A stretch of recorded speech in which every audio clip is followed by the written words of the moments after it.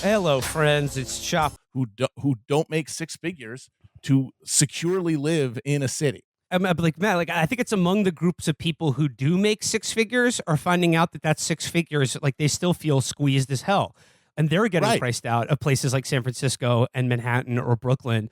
And so that what they do have, they feel way more protective of, or that they feel like they're losing it or losing ground is more like profoundly and deeply felt.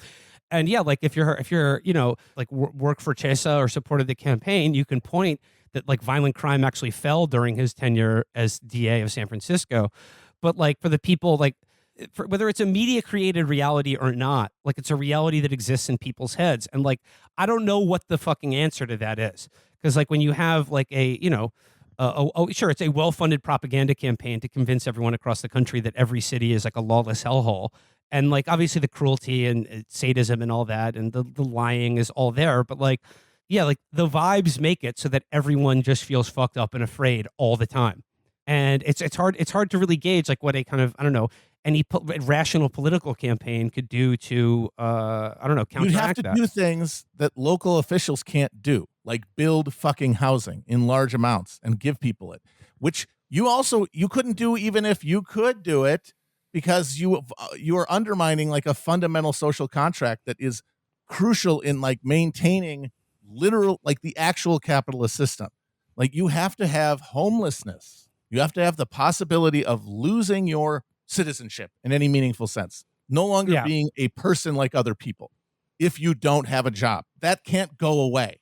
So that means you cannot do the thing that would actually solve these problems, like create a large amount of accessible housing, because then unemployment, for example, is not a death sentence. And if it's not a death sentence, then what you're willing to work for, that calculation changes drastically.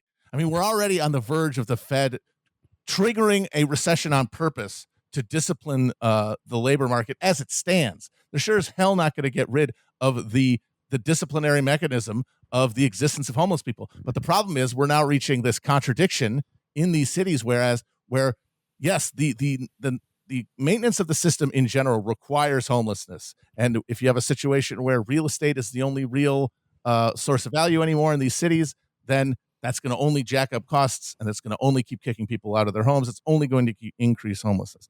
Like, so that's not going to change. The system that homelessness supports creates that.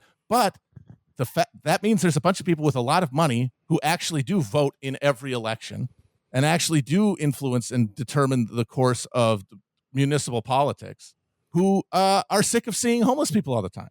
That makes them anxious. It makes them uneasy, as you said. It makes the vibe bad, and they want something to be done about it. Now, the reason I think a lot of them supported Boudin for 2.5 years ago is because they're like, hey, here's a chance to do something that can make this problem go away without me feeling like I'm a bad person. Because these are liberals, remember. Yeah, they all support criminal justice reform and ending the war on drugs, but like they don't follow that to the logical conclusion of what that would actually entail. Well, they just want like a nicer solution. All they could do is vote, because all they could do is vote for someone like a DA who has the discretion to do something like not prosecute certain offenders, but can't build housing, can't provide the sort of federal money that would actually be required to fix the real issues that people are having a problem with. And so this recall of Boudin is just showing that they were like, well, we tried to be nice. It didn't work. And since things can only get worse, then there's only an option going to be left on the table is going to be the one offered of, we will just make them leave. And then they will be somewhere else. And then they still exist as something to be scared of. My God, where are they going? But they're no longer a thing that, like, fucks up your vibe as an urban liberal. Yeah, I mean, we're in the past 40 years, I can think of maybe like 3 instances where capital has done cutting off like a little part of its fingernail to satiate the rest of the body. That is giving some concession to people, whether it's easing some expense or some like social spending outlay. Literally, yeah, I would say 3 or 4 times since 1980. We're so far beyond not just like any left movement or any even like social democratic center left program. We're so far beyond even just like a paternalistic self-governing capital state where it will, for the long-term gain, give people something Yeah. That all politics is now just operating on pure id, and we like saying that that's Republicans, that's the Trump people, that's just MAGA people, that's before that the Tea Party people, but it's everyone. It's Yeah. everyone. It is just seeing what is directly in front of you and responding to whatever is put in front of you after that. How you can put the two together? Like, of course, yeah, they don't like seeing homeless people. How does that connect to Boudin? Oh well, the cops say they won't arrest people because Boudin won't prosecute them. Well, there's nothing really stopping them from kicking all the homeless people out. The cops now, even if Boudin had stayed in, he's very limited to stop them from doing that. I don't think really anyone could stop them at this point, but they're as atavistic and reactive as anyone else. And Matt, I want to get back to what you said about how, it's back what I said like earlier about how like the difference between like now and the 90s as it regards like sort of managerial like liberal reformism or whatever is that nobody thinks anything is getting better. And everyone sort of knows and feels that everything is only going to get worse. And so like, your bandwidth for like, I don't know, like nicer or better solutions is vanishes with that as well. Because like when you don't believe there's a future, like all you want to do is hold on to what you have at the moment. And like you're not willing to sort of like, give up a little bit in the short term for like much better results in the long term, at least theoretically. Yeah. And yeah, There's like, and no I also think like, institutional trust in any of these things. Like, okay, you can raise my taxes. You can say you're gonna say, for example, take money from the police department and give it to some sort of magical social service. But I've lived in this country my entire life, and that's never what happens when you give money to an institution or give authority to an institution. So why would that change now? Yeah. And like another thing, like you hear people say is that like every time I leave my house, like it's a nightmare, and I'm afraid. Like when I leave my house, and I think the leave the house thing is telling because like I sort of as I like touched on earlier, I think like the more time you spend inside your house, the more you are afraid of what's outside the door of your house. Absolutely. And like I think that is because like and like maybe if we had like a different media or different culture that would be different, but we don't. So like I mean any attempt to deal with these problems has to like bake that into it in terms of like how you deal with it. And I truly don't know what the answer is because eventually the people who vote will just get fed up with it. And like it's just a question of like what's coming down is like being homeless now is like being homeless or mentally ill or addicted to addicted to drugs, that is just illegal. But being homeless and mentally ill is like not a crime in and of itself, but like what's happened is that like you're de facto not a citizen anymore. And the crime of not having enough money to afford rent is now that's a felony. Like that's a crime. Your rights can be taken away from you. It's literally going to be a felony in Tennessee. They just passed a law making it a felony to camp outside of a designated area. It sort of makes me think of how the profile of mass shooters, the age has slid in the last 40 years. It used to be like the phrase going postal. It was synonymous with like postal workers going into their workplace and like shooting their fucking boss and 5 other people. That like workplace shootings made up like the lion's share of mass shootings, and they still make up like a huge percentage. But in the last few decades, that's shifted younger, and like school shootings have become more prevalent. That there is, I mean, that's something you do broadly if you have no optimism, right? A lot of other things go into that, but that's like something you do when you have no optimism. And when you're doing it that young, and you're seeing that more and more, I mean, little bit of a trend, but that's everyone. No one sees the future. Everyone just reacts to it differently. Like an 18-year-old or a 19-year-old who everything else is working against them mentally. Maybe they were just always a bad seed. Yeah, that is how they'll react. But someone who maybe doesn't have those immediate antisocial impulses would never think of buying a gun. But they're all things you do when you do not think there's a future, and you just got to shuffle the chips on the table around a little bit before you die. I mean, I just think that like, it's just whatever strategy of tension is like coursing its way through the veins of this country is really having its desired effect.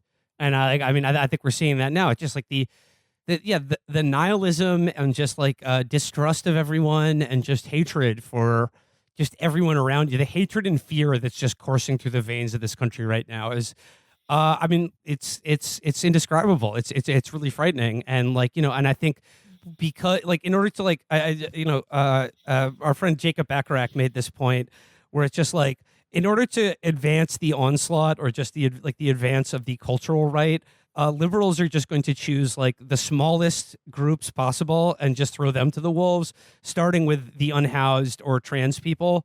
And like you could throw them that bone to see if that'll like stop their rapid advance on power and our culture. And like like the homeless and the mentally ill are a very they're a very easy target. Man, I was just thinking about how big the river of Ghostbusters 2 bad vibe slime is right now. Yeah, It's like the fucking Mississippi. You know how much negative energy it must have taken to generate a flow this size? Hey, New York. What a town. and like I said, like the Ghostbusters 2 slime. That's the fucking the mighty Mississippi of it that's just flowing underneath this country right now. It makes every little thing, every little indignity, or every moment of feeling slightly unsafe, or like things have gotten out of control. It exacerbates that just so much more intensely. And like another interesting thing is like this idea that like cities like San Francisco or New York have become lawless hellholes, but also like rent is more expensive than it's ever been. Like I saw a story the other day about how Manhattan realtors aren't even showing apartments to rent, mind you, for people who make less than $160,000 a year, and this is for a 1-bedroom apartment. And that's the heart of the contradiction. Why the home owning, property owning middle classes of these cities cannot pursue a coherent politics, because there's a fundamental contradiction at their interests. Their material interests are for real estate prices to keep going up. That is what is good in their interest, because that's their property. That's that's their equity. But that means more homelessness. That means more civil disturbance. That means more misery in the streets. And you can't resolve that contradiction without giving up something. And so they're just going to lash out because they cannot confront that fundamental contradiction. Well, speaking of which, just on the Chesa issue, I thought it would be. I know everyone probably wants to hear this. This is our girl Nellie Bowles has come back once again to because she's authentically San Franciscan. She's her family many generations in San Francisco, and she's chimed in the Atlantic to sum up what's going on with the recall election and the headline: How San Francisco Became a Failed City and How It Could Recover by Nellie Bowles. Sorry. So you may remember Nellie because of her, the hit. I mean, again, like, yes, this is personal. I have a vendetta against this person because of her fucking snotty hit piece that she did on us during the primaries. But, it's always good to check in on how she's doing. Hey, I thought it was awesome. I was on the front page of the New York Times wearing a fedora. So this is an interesting way she begins her article about San Francisco. She writes, San Francisco was conquered by the United States in 1846, and 2 years later, the Americans discovered gold. That's about when my ancestors came. My German great-great-great-grandfather worked at a butcher shop on Jackson Street. The gold dried up, but too many young men with outlandish dreams remained. The little city, prone to earthquakes and fires, kept growing. The Beats came, then the hippies, the moxie and hubris of the place remained. So just a quick note here on her great-great-great-grandfather, the guy who opened a German immigrant who opened a humble butcher shop on Jackson Street. The man she's referring to is a guy called Henry Miller, who at one point was the single largest landowner in the United States. He owned 1.3 million acres of ranch land in California. That's a hell of a big butcher shop. Jesus Christ. And thanks to the work of Yasha Levine into Nellie and her whole family. I mean, they are like true oligarchs. Like they're like the her family is like archons of California. Yeah, like they are like I said, I've compared her family to like they're the San Francisco version of Noah Cross in Chinatown. Mm-hmm.